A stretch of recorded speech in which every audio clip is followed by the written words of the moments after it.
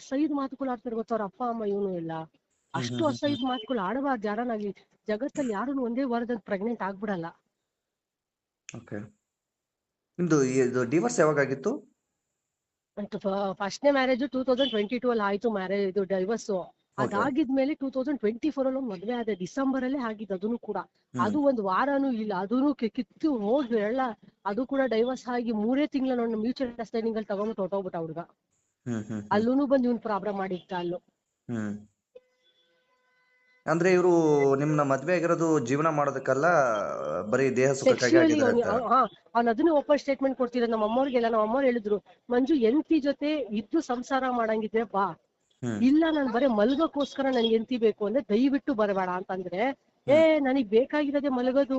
ಓಕೆನಾ, ನೀವು ಯಾರ್ಯಾರಿಗೋ ಹೇಳ್ದಂಗೆ ಹೇಳಕ್ ಹೋಗ್ಬೇಡ್ರಿ, ನನಗ್ ಇಂಪಾರ್ಟೆನ್ಸ್ ಹೋಗ್ಬೇಡ್ರಿ, ಎಷ್ಟ್ ಬೇಕ್ ದುಡ್ಡು ಬಿಸಾಕ್ತೀನಿ ನಾನು ಅಂತ ಇದೇ ಮಾತು ಅವನಿಗೆ. ಒಟ್ಟು ಅದೇ ದೇಹ ಸುಖಕ್ಕಾಗಿನೇ ಮದುವೆ ಆಗಿದ್ದು, ಜೀವನ ಮಾಡ್ಬೇಕು ಅಂತಲ್ಲ. ಜೀವನದ ಆಸೆನೇ ಇಲ್ಲ ಅವನಿಗೆ. ಓಕೆ, ಈಗ ಇದೆ ಏನೋ ದುಡ್ಡು ಡಿಮ್ಯಾಂಡ್ ಮಾಡಿದ್ದಾರೆ ಅಥವಾ ಈ ತರ ಹೇಳ್ತಿದಾರಲ್ಲ, ಸೊ ಅದಕ್ಕೆ ಅಂದ್ರೆ ಈಗ ನೀವು ಕೂಡ ಹೇಳ್ತಾ ಇದ್ರಿ, ನಿಮ್ಮ ವಿಡಿಯೋನು ಕೂಡ ನಾನು ಗಮನಿಸ್ದೆ. ಸೊ ನನ್ಗೇನೆ ಕೈ ತುಂಬಾ ಸಂಬಳ ಬರ್ತಾ ಇದೆ, ಕೈ ತುಂಬಾ ಸಂಬಳ ಬರ್ಬೇಕಾದ್ರೆ ನಾನೇ ಅಕೌಂಟ್ ಡಿಮ್ಯಾಂಡ್ ಮಾಡ್ಲಿ ಅಂತ. ಹೌದು, ನಾನೇ ಇವಾಗ ಒಂದು 65,000 ರೂಪಾಯಿ ಸ್ಯಾಲ್ರಿ ಬರ್ತಾ ಇದೆ ನನಗೆ ಅಂತ ಬಾಧೆ ಇಲ್ಲ ಜೀವನದ್ದು. ಓಕೆನಾ, ನಾವು ಆರಾಮಾಗಿ ಲೀಸ್ ಮನೇಲಿ ಇದೀವಿ, ನೆಮ್ಮದಿಯಾಗಿದ್ದೀವಿ. ನನ್ಗೂ ನನ್ನ ಅಮ್ಮ ಅಷ್ಟೇ, ನಮ್ಗೇನ್ ಪ್ರಾಬ್ಲಮ್ ಇಲ್ಲ. 3 ತಿಂಗಳು ಕೂಡ ಸರ್ ನಾನ್ ನೋಡ್ಕೊಂಡಿರೋದವನ್ನ ಯಾವ್ದೇ ಕಾರಣಕ್ಕೂ ಮಂಜು ಬಂದ್ ನನಗೆ ಒಂದು 10 ರೂಪಾಯಿ ಕೊಟ್ಟು ಹಾಲ್ ತಂದು ನನಗೇನ್ ಕೊಟ್ಟು ನೋಡ್ಕೊಂಡಿಲ್ಲ ಅವನು.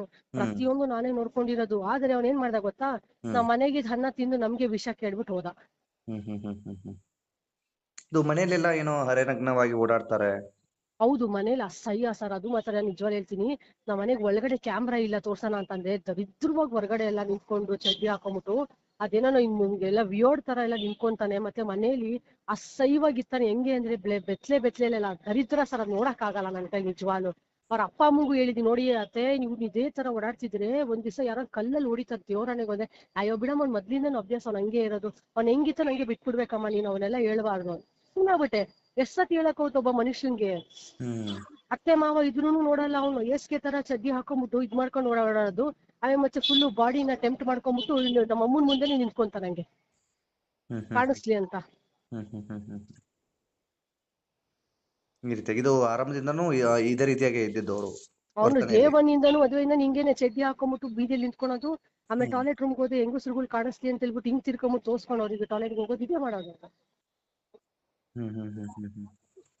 ಅಂದ್ರೆ ಇವ್ರಿಗೊಬ್ಬ ಕಾಮುಕ ಅಂತ ಹೆಸರು ಇಡ್ಬೋದಾ ಹಾಗಾದ್ರೆ? ಅಲ್ಲ ಅಂದ್ರೆ ನಾನು ಇವ್ರ ವರ್ತನೆನೇ ಹಾಗೆ ಇರೋದಿಲ್ವಾ ಇವಾಗ, ಯಾಕಂದ್ರೆ ಅದಕ್ಕೋಸ್ಕರ ನಾನು ನಿಮ್ಮನ್ನ ಕೇಳ್ತಾ ಇರೋದು. ಈಗ ಒಂದು ಅಂದ್ರೆ ಒಬ್ಬ ಮನುಷ್ಯನಾದನಿಗೆ ಒಂದು ಮನುಷ್ಯತ್ವ ಅಂತ ಇರತ್ತೆ. ಈ ಬಟ್ಟೆ ಬರಿಗಳೆಲ್ಲ ಏನಕ್ಕಿರೋದು, ಮಾನ ಮರ್ಯಾದೆ ಮುಚ್ಕೊಳ್ಳೋದಕ್ಕೆ ಇರೋದು. ಈಗ ಸಹಜವಾಗಿ ಗಂಡ ಹೆಂಡತಿ ಇದ್ದಂತ ಸಂದರ್ಭದಲ್ಲಿ ಅವರ ವೈಯಕ್ತಿಕ ವಿಚಾರ, ಅವ್ರಿಗೆ ಇಬ್ಬರಿಗೂ ಅಡ್ಜಸ್ಟ್ಮೆಂಟ್ ಹೇಗಿರುತ್ತೋ ಹಾಗೆ ಜೀವನ ಮಾಡ್ತಾ ಇರ್ತಾರೆ. ಸೊ ಅಂತದ್ರಲ್ಲೂ ಕೂಡ ಇವರು ಮನೆಯಲ್ಲಿ ಹಿರಿಯರು ಇದ್ದಂತ ಸಂದರ್ಭದಲ್ಲೂ ಕೂಡ, ಬೇರೆ ಮಹಿಳೆಯರು ಇದ್ದಂತ ಸಂದರ್ಭದಲ್ಲೂ ಕೂಡ ಚಿಕ್ಕ ಬಟ್ಟೆಗಳನ್ನ ಹಾಕೊಂಡು ಹರೆನಗ್ನವಾಗಿ ಓಡಾಡುವಂತದ್ದು, ಅಥವಾ ಬೇರೆ ರಸ್ತೆಯಲ್ಲಿ ಹೋಗುವಂತವ್ರಿಗೂ ಕೂಡ ನಾನು ಕಾಣಿಸ್ಲಿ ಅನ್ನೋ ರೀತಿಯಾಗಿ ಅಸಭ್ಯವಾಗಿ ವರ್ತನೆಗಳನ್ನ ಮಾಡೋದು, ಈ ರೀತಿಯಾಗಿ ತೊಡಕೊಂಡ್ರೆ ಸೊ ಇಂಥವ್ರಿಗೆ ಏನು ಅಪ್ಪ ಅಮ್ಮ ಇಷ್ಟ ಪಡ್ಬೋದು ಅವ್ನ ಬಟ್ಟೆ ಬಿಚ್ಕೊಂಡು ಓಡಾಡೋದು. ಅದನ್ನ ಬೇರೆ ತಾಯಂದಿರು ಎಂತಿಗಳು ಇಷ್ಟ ಪಡಲ್ಲ. ಯಾಕಂದ್ರೆ ಇದೇ ತರ ನಾಳೆ ಯಾರನ್ನ ಸಂಬಂಧಿಕರು ಮನೆಗೆ ಬಂದಾಗ ಇವ್ನು ಹಿಂಗೆ ಓಡಾಡೋದ್ರಿ ಅದೆಷ್ಟು ಅಸಹ್ಯ ಹೇಳ್ರಿ ಅದು.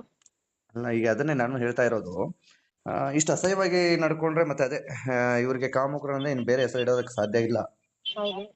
ಓಕೆ, ಇಷ್ಟೆಲ್ಲ ಬೆಳವಣಿಗೆ ಆಗಿತ್ತು. ಹಾಗಾದ್ರೆ ಈಗ ಇವನೇನು ಬಂಧನ ಮಾಡೋದಕ್ಕೆ ಏನಾದ್ರು ಪೊಲೀಸರು ಏನಾದ್ರು ಹೋಗಿದ್ರ ಮುಂದಾಗಿದಾರ ಅಥವಾ ಏನು ಪ್ರಾಸೆಸ್ ಸ್ಟಾರ್ಟ್ ಆಗಿಲ್ಲ. ಅದು ಈ ಕಂಪ್ಲೇಂಟ್ ಆಗಿ ಎಷ್ಟು ದಿವಸ ಆಯ್ತು ಅಂದ್ರೆ ಆಲ್ರೆಡಿ ಕಂಪ್ಲೇಂಟ್ ಆಗಿ ಲೈಕ್ ಮೊನ್ನೆ ನೈಟ್ ಏನೋ ಇದು ಕಂಪ್ಲೇಂಟ್ ಆಗಿದ್ದು.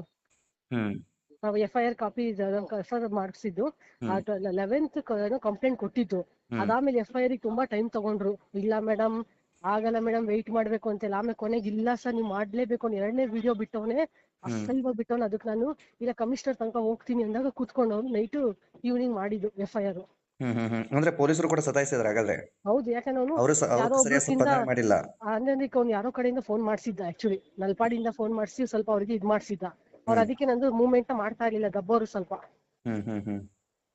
ಏನಿಲ್ಲ ಸರ್, ಇವಾಗ ಇಲ್ಲಿರೋ ವಿಡಿಯೋಸ್ಗಳನ್ನ ಅವನು ಡಿಲೀಟ್ ಮಾಡಿಸ್ಲೇಬೇಕು. ಇವಾಗ ಹೋಗ್ಬಿಟ್ಟು ಹೇಳಿದಾನೆ, ಇವಾಗ ಅವ್ನು 25 ಲಕ್ಷ ಕೊಟ್ಟಿದ್ದಾನೆ, ಇದ್ ಮಾಡಿದಾನೆ ಅಂತ ಹೇಳಿದ್ನಲ್ಲ, ಅದಕ್ಕೆಲ್ಲ ಅವ್ನು ಪ್ರೂಫ್ ತಂದು ತೋರ್ಸಿದ್ರೆ ನಾನು ತುಂಬಾ ಖುಷಿಯಿಂದ ತಲೆ ಬಗ್ಗಿಸ್ಕೊಂಡು ಹೋಗ್ತೀನಿ. ನಾನು ನಿಜವಾಗ್ಲೂ ತಲೆ ಬಗ್ಸಿ ಎಲ್ಲಾರ ಮುಂದೆನು ಅವನ ಹತ್ರ ಕಾಲಿಗೆ ಬೀಳ್ತೀನಿ, ತಪ್ಪಾಯ್ತಪ್ಪ ನೀನು ಅಂತ. ಸುಳ್ಳು ಹೇಳದ್ಮೇಲೆ ಅವನ್ನ ನಾನು ಫೈಟಿಂಗ್ ನಿಂತಿದ್ದೀನಿ, ಅವನು ಬರ್ಲಿ ಅಷ್ಟೇ. ಅವರು ಆರೋಪ ಮಾಡಿರುವಂತದ್ದು ಪ್ರೂವ್ ಮಾಡ್ಕೊಳ್ಳಿ ಅಂತ. ಹೌದು, ಯಾಕೆಂದ್ರೆ ವಿತೌಟ್ ಪ್ರೂಫ್ ಒಂದ್ ಹೆಣ್ಣಿಗೆ ಹೇಳೋದ 25 ಲಕ್ಷ ಸರ್, ಅವ್ನು ದುಡಿಯೋದೇ 70,000, ಅದ್ ಹೆಂಗ್ ಸರ್ 25 ಲಕ್ಷ ಬರುತ್ತೆ ಅವನಿಗೆ ದುಡ್ಡು? ಸುಮ್ನೆ ಹೇಳೋದು ಕೇಳ್ಕೊಡ್ತಾನೆ ಯಾರು ಅಂತ ಹೇಳಿ ತಕ್ಷಣ ಹೇಳ್ಬಾರ್ದು ಯಾರೇ ಆದ್ರೂ. ಒಬ್ಬ ಹುಡುಗ 50 ಗ್ರಾಮ್ ಗೋಲ್ಡ್ ಕೊಟ್ಟ, ನಾನೇ ನಂದು ಸರ 2 ವಾಲೆ ಇದೆ ಸರ್, 2 ಉಂಗ್ರ ಮತ್ತೆ ನಂದು ಸರ ತೆಗ್ದವನಿಗೆ ಹಾಕಿದೀನಿ. ಯಾವಾಗ್ಲೂ 10 ರೂಪಾಯಿ ಅದೇನೋ ಸರಗಳಲ್ಲಿ ಇರ್ತಾನೆ ಅಂತ ಹೇಳ್ಬಿಟ್ಟು ನಾನ್ ಹಾಕಿದೀನಿ, ಚೆನ್ನಾಗ್ ಕಾಣಿಸ್ಲಿ ಅವನು ಅಂತ. ಆದ್ರೆ ಅದನ್ನೆಲ್ಲ ಬಿಟ್ಟು 50 ಗ್ರಾಮ್ ಕೊಟ್ಟಿದೀನಿ ಚಿನ್ನ ಅಂತ ತೋರಿಸ್ಬೇಕು ಅವ್ನು 50 ಗ್ರಾಮ್ ಎಲ್ಲಿ. ಅವ್ರ ಮನೆಗೆ ನನ್ನ ಬಟ್ಟೆ ಒಡವೆ ಎಲ್ಲ ಇದಾವೆ, ಒಂದು ಕೊಡಲ್ಲ ಅಂದ. ವಾಪಸ್ ಕೊಡಲ್ಲಪ್ಪ ತಂದೆ ನನ್ ಬಟ್ಟೆಗಳೆಲ್ಲ ಅಂದ್ರೆ ನಾನು ಬಿಲ್ಕುಲ್ ಕೊಡಲ್ಲ ಕಣ, ಅದೇನ್ ಮಾಡ್ತೀಯ ಮಾಡ್ಕ ಅಂದ. ಆಯ್ತು. ಹಾಗಾದ್ರೆ ಇನ್ನು ಬಂಧನ ಏನೂ ಆಗಿಲ್ಲ ಹಾಗಾದ್ರೆ ಅವ್ರನ್ನ? ಏನೂ ಆಗಿಲ್ಲ ಇನ್ನ. ಎನ್ಕ್ವೈರಿ ಅಂದ್ರೆ ಒಟ್ಟು ಪೊಲೀಸರು ಇದಕ್ಕೆ ಏನು ಕ್ರಮ ಇನ್ನೂ ಮುಂದುವರೆದಿಲ್ಲ? Okay okay. ಇದ್ರ ಬಗ್ಗೆ ಏನಾದ್ರು ಕೇಳಿದ್ರಾ ಪೊಲೀಸರಿಗೆ? ಅಂದ್ರೆ ನಾನು ಮತ್ತೆ ಫೋನ್ ಮಾಡ್ಲಿಲ್ಲ, ಯಾಕಂದ್ರೆ ನಂದು FIR ಆಯ್ತು. ಯಾಕಂದ್ರೆ ನಾನು ಸತ್ಯ ಇದ್ದೀನಿ ಅಂತ ನಾನು ಮಾಡಿಸ್ದೆ. ಇವಾಗ ಫರ್ದರ್ ಅವ್ರು ಮಾಡ್ಬೇಕು, ನೆಕ್ಸ್ಟ್ ಫರ್ದರ್ ಏನ್ ಮಾಡ್ತಾರೋ ನೋಡೋಣ ಅಂತ. ಈಗ ಏನು ರಾಜಾರೋಷವಾಗಿ ಓಡಾಡ್ಕೊಂಡಿದಾರ ಅಥವಾ ತಲೆ ಮರೆಸ್ಕೊಂಡಿದಾರ? ಅದೇನಪ್ಪ ನನಗೆ ಗೊತ್ತಿಲ್ಲ ಸರ್. ಮತ್ತೆ ನಾನು ಫೋನ್ ಮಾಡಿಲ್ಲ. ನಾನು ಅವ್ರ ಅಪ್ಪ ಅಮ್ಮಗೂ ಕೂಡ ಫೋನ್ ಮಾಡಿದೆ ಸರ್, ಎಲ್ಲಾರ ನಂಬರ್ ಸ್ವಿಚ್ ಆಫ್ ಮಾಡವನೆ, ಫುಲ್ ನಂಬರ್. Okay okay. ಹಾಗಾದ್ರೆ ಇಲ್ಲಿ ಪೊಲೀಸರು ಕೂಡ ಸರಿಯಾದ ಸ್ಪಂದನೆ ಮಾಡಿಲ್ಲ ಅನ್ನೋ ರೀತಿ ಇದೆ ಹಾಗಾದ್ರೆ? ಸರ್ ಅದು ನಿಜಾನೇ. ಅದು ಕೊನೆಗೆ ನಾನು ಇಲ್ಲ ಹೋಗ್ತೀನಿ ಕಮಿಷನರ್, ಇಷ್ಟು ಲೆವೆಲ್ ಈಗ ಆದ್ಮೇಲೂ ನೀವ್ ಯಾರು ಮಾಡ್ತಿಲ್ಲ ಅಂತ ಕೂತ್ಕೊಂಡಿದ್ದವ್ರು. ಓಕೆ ನಾವ್ ಮಾಡ್ತೀವಿ ತಾಳಮ್ಮ ಅಂತ. ಅಂದ್ರೆ ಮೇಲಾಧಿಕಾರಿಗಳ ಹತ್ರ ಗಮನಕ್ಕೆ ತರ್ತೀವಿ ಅಂದಾಗ್ಲೇನೆ ಎಚ್ಚೆತ್ಕೊಳ್ಳೋದನ್ನಾಗಾಯ್ತು ಅಧಿಕಾರಿಗಳು. ನಿಜ.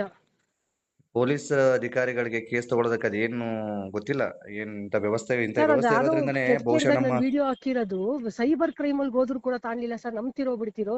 ಹಂಗಾರೆ ನಂದು ಬೆತ್ತಲೆ ಫೋಟೋ ಹಾಕ್ತಾನೆ ನಾಳೆ, ಅವಾಗನು ಇವ್ರು ತಾಣಲ್ಲ. ಏನಂದ್ರೆ ಗೊತ್ತಾ, ನಿನ್ ಗಂಡ ಹಾಕಿರೋದು ನಾವೇನು ತಾಣಕ್ ಆಗಲ್ಲ ಅಂದ್ರು ಗೊತ್ತಾ. ಹಿಂಗೆ ಅಂದ್ರು ಅವ್ರು, ನಿನ್ ಸ್ವಂತ ಗಂಡನೇ ಕಣ ಹಾಕಿರೋದು, ನಾವ್ ಮಾಡಕ್ ಆಗಲ್ಲ ಅಂದ್ರು.